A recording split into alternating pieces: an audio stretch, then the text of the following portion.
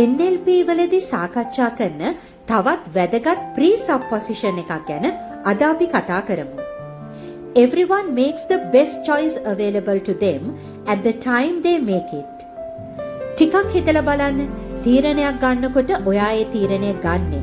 එහෙමත් නැත්නම් දෙයක් තෝරගන්නේ ඒ වෙලාවේ ඔයා දන්න දේවල්, ඔයාට පේන අනිත් විකල්ප, ඔයාට තියෙන අත්දැකීම් මේ හැම දෙයක් ගැනම හිතලා.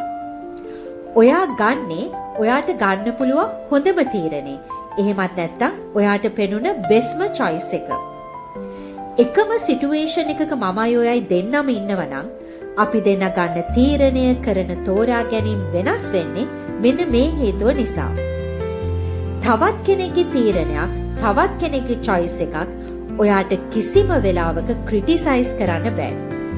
ඒ වගේම තමයි ඔයා ඔයාගේ ජීවිතේ කලින් ගත්ත තීරණ, කලින් ඔයාගේ තිබෙන choices මේ දේවල් වලට තමන්ටම වැරද්ද පටව ගන්න එපා. මොකද ඒ වෙලාවේ ඔයා කලේ ඔයාට කරන්න පුළුවන් හොඳම දේ.